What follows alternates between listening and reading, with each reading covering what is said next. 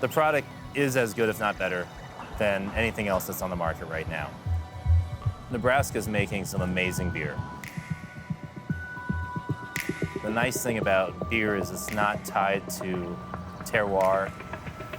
It's not tied to your climate so much as wine. You can import malt, you can bring in yeast, you can bring in hops. We can compete on a national scale, and we do compete.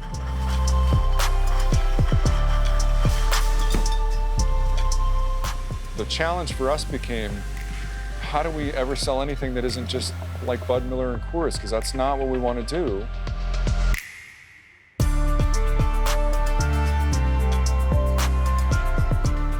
It's not about seeing how quickly I can get drunk or how many shots I can do or whatever. It provides the lubricant for a great conversation. In moderation, it can be just wonderful, pairing with food, having with friends. I think the wine and beer industries are interesting. That's been exciting to see and how it's kind of changed and is evolving.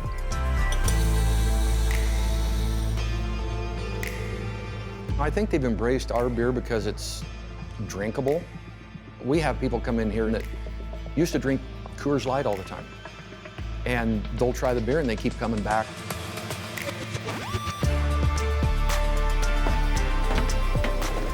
In Nebraska, we're always slow to kind of embrace stuff. We're always the last ones.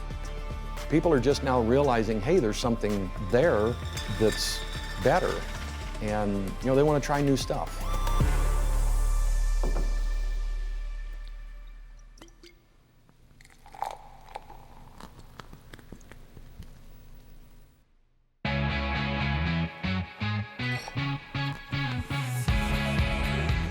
Beer is a much more local product. It's a much more approachable product. It's for anyone who wants to drink it. It's an amazing product. So I think you're seeing a lot of folks realize, like, hey, this thing that I've been drinking since, I've been 21 is now getting a little bit more care. So there's better versions of this beer. It's not just beer that tastes like water anymore. It's beer that tastes like something.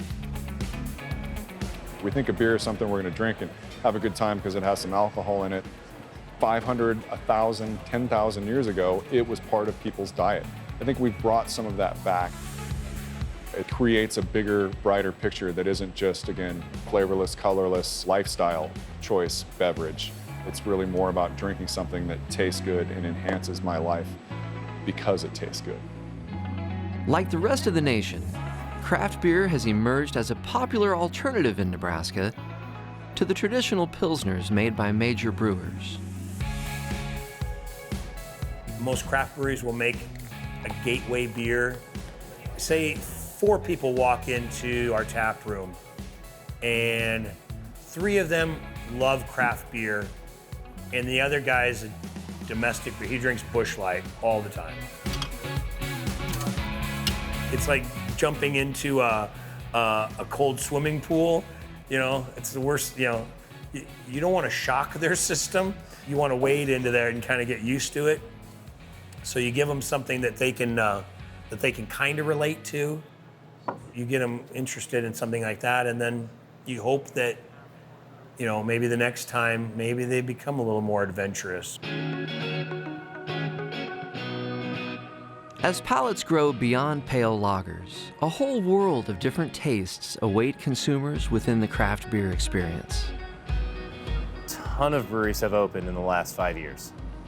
I think we've seen exponential growth.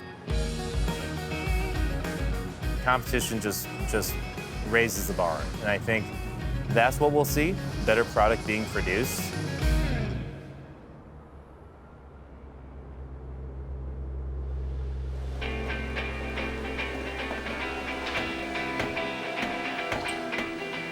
We played a big role in it because when we opened our doors in 1991, most people in Lincoln's perception of what beer was this near colorless, near flavorless, carbonated liquid that you drank as cold as you could get it, and by the 30-pack. At the time, we were the only brewery operating in the state of Nebraska. The original concept was a restaurant that also happened to make its own beer. You saw that same sort of concept just really starting to gain some traction on either coast, West Coast and East Coast. I'd been fortunate enough to be involved in home brewing and won a couple of national awards. When the owners of this decided to do the brew pub concept, he goes, I hear you make beer. And I said, yeah. And he goes, we're going to open a restaurant brew pub. I said, I'm your Huckleberry. So that's really how it started. All signs pointed to a success, really, from the get-go. And those first 5 years, it wasn't a regular occurrence, but there was definitely more than a few times where it was like, hey, we barely can keep up with what we're doing here. And that idea was really popular and still is. But it was very small, but then it's taken off into microbreweries. You've seen that explosion in the last 5 years.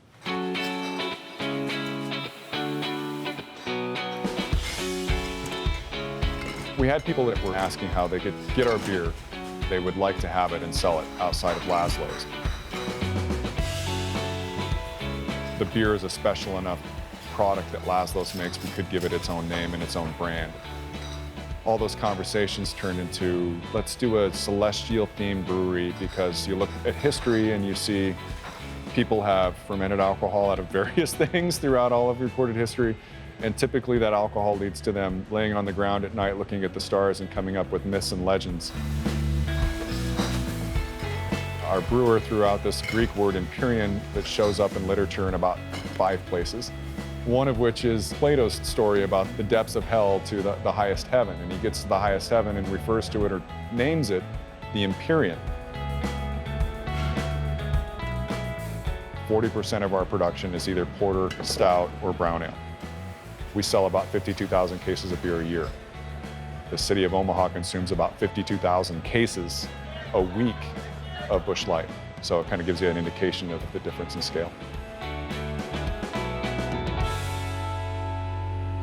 We can show through the different beers we brew kind of the history. This dark beer came from this part of the world. This pale colored beer came from that part of the world. This beer flowered that uses a lot of hop flowers and it has this unique flavor developed in this part of the world for this reason. The myths and legends side of it really creates a bigger, brighter picture that isn't just, again, flavorless, colorless, lifestyle choice beverage.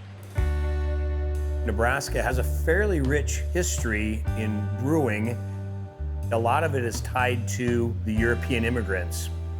And a lot of those immigrants obviously settled in Omaha and established really large breweries. Fred Krug established his brewery in 1859. He was really the first major brewer to establish a German brewery here. Followed not long after by the Metz brothers. And then Gottlieb Stores came here. There were some really big breweries in Omaha. Krug and Metz and Stores all sold their beer out throughout the entire United States. The city was a pretty big brewing center, not quite like, St. Louis or Milwaukee, but held its own for the size of city that it was, for sure.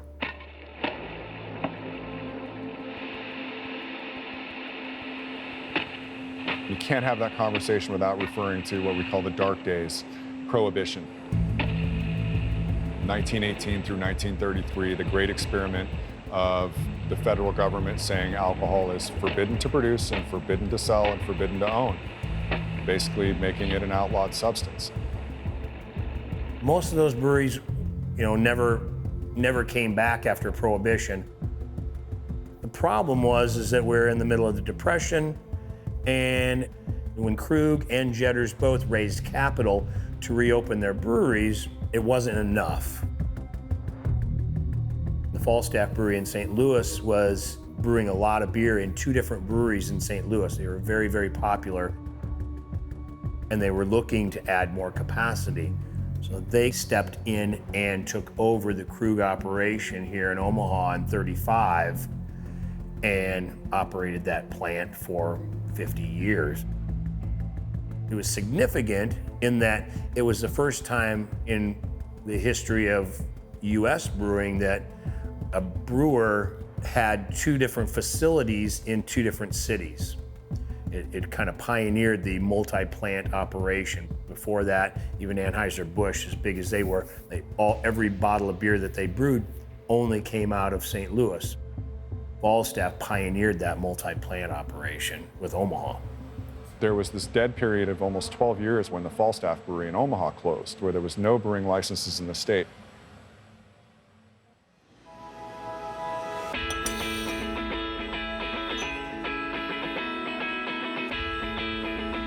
Now we continue to grow. It's amazing, the growth trend. It's doubled in just the last 10 years, not just in Nebraska, but nationwide. Over the last decade, the number of breweries in the state has more than doubled. Nebraska produces over 50,000 barrels of craft beer each year.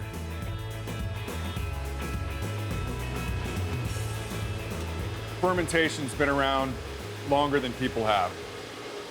For the last 10,000 years, people have figured out how to harness fermentation to our own needs.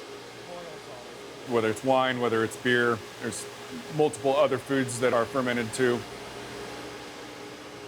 Basically, you're making a sugar solution out of malted barley. We all know fructose and sucrose. The main sugar in beer is maltose and maltotriose. That's a higher sugar. So that's what you extract by temperature. That you boil, add hops to, and then you cool that down and add yeast to it. When beer yeast gets that sugar, it's going to produce some carbon dioxide, which gives us fun bubbles. But even funner, it gives us our good buddy alcohol. The whole process of brewing is about creating a source of sugar. We'll spice it, sometimes with actual real spices. The spice in beer is obviously hops, so that'll be added during the boil process and afterwards, depending on the beer we're making. Beer yeast doesn't consume all of the sugar, fortunately. It leaves a little bit of sweetness behind for us, which makes the beverage enjoyable. 2 weeks to make it starting from scratch. Having that local ownership and local pride back has really instilled a kind of a new faith and spirit in these towns. Plus the advent in the last 6 or 7 years of a hop producer in our state. Now there's more than one, but that's an easy sell. Beer made with local Nebraska hops, yeah. Hops are the flower of a plant, and their primary use currently is in beer. The hops produce the lupulin inside, and that's what the brewers really care about. That has the essential oils, the aromas, the alpha acids, and the beta acids. They provide the bitterness, and more recently they're providing aroma characteristics. Growing hops in Nebraska, some people have been doing it for about a decade, but it's relatively new in the past 3 or 4 years. And what really began with a hop shortage out in the Pacific Northwest, a local foods movement, and then the explosion of the craft beer industry. There's a small percentage of Nebraska-grown hops in craft beer produced in the state. That growth is definitely following the industry. As the volume continues to increase, we'll start to see more use of the local hops. There's the science that goes behind it, and then it's, where do you want to play with that? Particularly like with IPA, it's like some people add 16 different hops to it, some add 1, and at what time you add those, bring out the various aromas of citrus or pine or stuff like that. So there's a lot of creativity. I could make the same batch of wort, as we call it, pitch a different yeast at a different temperature, and it's going to be a different beer. That's the beauty of the craft beer industry, is that we're always producing new beers, always experimenting. Sometimes you get a hit, sometimes you get sort of a miss, but you're always trying. There's a lot of science behind brewing, and there's a lot of art behind brewing.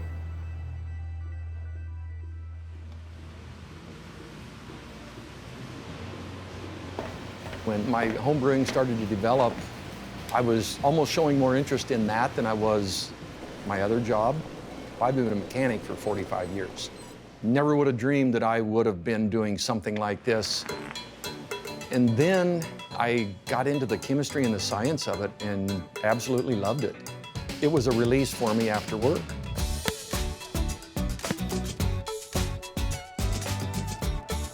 Like many small towns in Nebraska, craft breweries are springing up as community hubs and helping economies thrive. I had a homebrew club here in town that I had started. That's how we got to know Dan, our head brewer, and myself, and try our beer, and he thought our beer was really good. He said, "What do you think about opening a brewery?" I thought, yeah, that's a little far out for me. You know, I'm a home brewer. I don't know anything about it. Well, the more we talked about it, the more we decided it was doable. The reason we chose the name Kincaider really had to do with the kind of the history and the heritage of this area. In the Sandhills, the Homestead Act was just 160 acres, and so people would go out and settle the Sandhills, and then they would just claim the government land around that. And as that became a little bit more populated, then you were having a lot of fighting because nobody really owned the land. Kincaid introduced this act to expand that from 160 acres to 640 acres, which would get the Sandhills settled then at that point. And so those people that took advantage of that were called Kincaiders. We do our best on a lot of our beers to have pretty local Nebraska-generated history behind them. Devil's Gap, Frame the Butcher, which is named after Solomon Butcher, a famous photographer from around the area, Fort County. That's our license plate number, we're very proud of that. Dan the Wiser.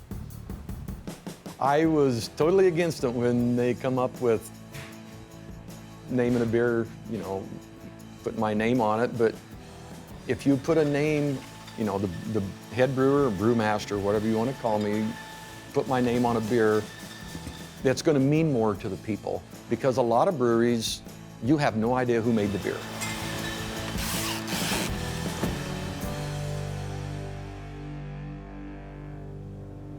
Where we're located, and in the western part of Nebraska, central part of Nebraska, different than Lincoln and Omaha, our palates out here are still very young from a beer perspective. Craft beer can get that stigma of being a little exclusive. That's the last thing we wanted to do. I mean, we're out here in Bush Light Country. We wanted to be inviting to something different and provide an environment where it's inviting. People feel like they own Kincaider. People feel like they're a portion of Kincaider. I think it's really helped put Broken Bow on the map a little bit because we're out there and the name and Kincaider, I think we're in 500 and some locations now statewide. And so the visibility of Kincaider, and then I think that's been a big boon for Broken Bow, and having the community take ownership of us has been a huge boon for us. There's almost a sense of obligation to support that, you know, because this is something that they can call their own. It is creating tourism in these towns. There's a lot of people that seek out local breweries and go on what's commonly referred to as a beercation. You're supporting these local communities, and if you look at cities like Ord, Taylor, Broken Bow, like cities that you might not have known about, they are pumping money into these cities and helping these cities thrive.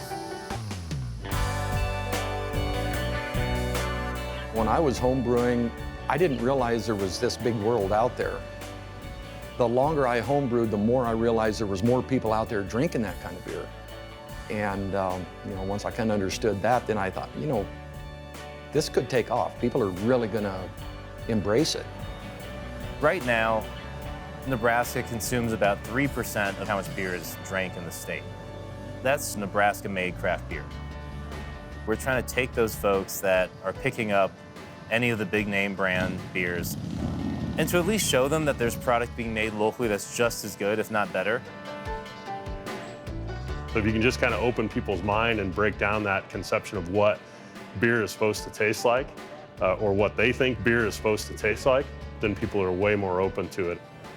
Over time, you kind of develop a taste and appreciation for it. I've been collecting Nebraska beer memorabilia for over 40 years, since the mid-'70s. Bulk of the collection, I guess, has come from hundreds of different sources. I've combed the back roads of Nebraska and farms and estate sales and garage sales or private owners or flea markets, antique shows, you name it. In '96, I decided I was going to open up a craft beer bar in Omaha. There was only a certain amount of craft beer available in the city. There wasn't a whole lot of choices. And when we opened our doors, we were overrun with people. So it was really a validating experience. We went from 24 taps to 36 taps, and I think now we have something closer to 80 taps. But always had in the back of my mind that I'd love to actually have a brewery. So Infusion was born.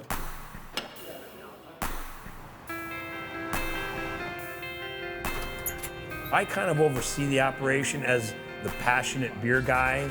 I was fortunate enough to know some guys that were pretty accomplished home brewers.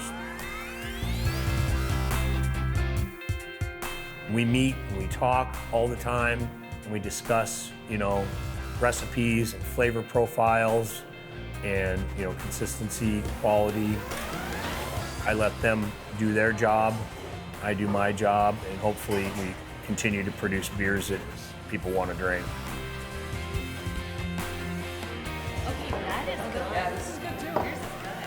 In 1981, I was, this young collector. I was 21 years old. I was really, really into the history part of it.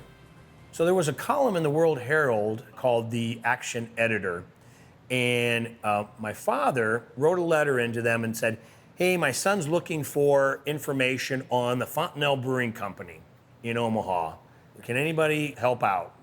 This elderly gentleman calls and says, hey, I used to work for the brewery. I'd be more than happy to come over and talk with you. So he comes over to our house and brings some memorabilia with him and such. And we sit and we talk. The Fontenelle Brewing Company, looking for an established name, purchased the rights to the Metz brand in 1935. Frank Curran worked for the brewery for 31 years as their advertising manager. He leaves me with all this stuff and won't take any money for it or anything. And I never see the guy again, but then about 4.5 years ago, I get a text message from one of my brewers that says, hey, a guy I went to high school with is cleaning out his great-grandfather's home. He's got a bunch of beer stuff over there. Would you like to go see it? I went over there, looked, lo and behold, it's the same guy's house that I'd met with in 1981. It made sense for me to pay him back for all the knowledge and information and things that he gave me. That's exactly why we started the Metz brand up. I thought that was a pretty fitting end to that story. Okay, last time I was here, I had a really good hoppy IPA. I can't remember. Beer is such a social beverage. If you go to Germany, if you go to Bavaria, and you go to a beer garden or a beer hall, people don't go there to get drunk necessarily. They go there to socialize. I think craft beer is kind of a social event. There's always conversation about what do you taste in that and which beer do you like? And so some of that it's a natural conversation piece. It's less about the alcohol and getting drunk. It's about enjoying the atmosphere and enjoying the people you're with and having a good time and talking about the beer and talking about different things and doing all that. It's not a alcohol delivery device. When you have that larger segment of people that are becoming informed about it, these are also the people that like to dine. So now, they want to take this product that they're used to drinking at home and pair it with food. A ton of breweries have opened in the last 5 years. I think we've seen exponential growth. They want to keep their consumers engaged. The obvious next step is how do I make this work with what I'm eating? What we're going to be doing today is sampling a lot of our local brews and pairing it with food. First and foremost, make sure that you enjoy what you're drinking. Secondly, making sure that the food and the beer are somewhat in harmony, making sure that when you're picking beer with food and food with beer, that the two have some sort of rhyme or reason as to why you're doing this. So this is the Coffee Vanilla Stout from Brickway Brewing. Stout was a term that came about to sort of describe a strong porter. So if you think about a porter, you get coffee notes, vanilla notes, a lot of baking spice. When they made a stronger porter, they said, well, this is really stout. The issue with pairing food with stouts is that they usually are so strong, both in flavor and in just general aroma. I would pair this with our pulled pork sandwich. We use a barbecue sauce on it. The pork is really fatty. It's a great flavor profile to go with any sort of stout. And that being said, if you're drinking a porter, smoked meats and stouts as well are great choices. This is the Thunderhead Golden Frau. It's a wheat beer. Thunderhead is a brewery out of Kearney, Nebraska. Wheat beers are great. It's a staple of the American palate. I think everyone's familiar with what a wheat beer tastes like. You get hints of orange and coriander, which is excellent. Wheat beers are a great baseline beer. With a wheat beer, I'd look for a food that was sort of in the middle of the road. You know, nothing too strong, nothing with too much of a flavor. You know, grilled chicken, a lightly grilled fish. And in our case, I think I would pair this with the local burger. It has a little bit of grease in there. It's got a good amount of fat content, so it's going to help pair with the amount of hop in a wheat beer. The best thing about learning spirits or food or wine or beer is that it's all about practice. Just drinking a lot of beer, trying it, understanding the flavor profile, or eating a lot of food or sampling a lot of wine. I mean, that's how you get comfortable. As consumers savor more Nebraska craft beer, local brewers hope the industry continues its growth. One thing that we're all trying to do together is expand craft beer and really educate the consumers on what craft beer is. Don't order a pint, get a flight. Try 4 or 5 different beers. Then you can find one that maybe you want to have a whole pint of. And while you're trying those 4 or 5 different samples, the person that you came with or the group that you came with can try different ones, and you can all share them together and talk about the flavor experience. Beer is one of those really approachable drinks. It also has an image of the thing to do. It's local. Nebraska is a very proud state, obviously. I mean, the ownership that we have in the Huskers, and people bleed red, they bleed Husker red, they bleed for Nebraska. And I think with any Nebraska product, anything that's produced here, I think people take pride in that. The craft beer industry, it's amazing how much it's grown. I think the way it builds the communities, especially out in rural areas of Nebraska, I don't see that slowing down. They put a lot of effort forth in working with the local growers and together to really help build the entire industry all together and keep it moving forward.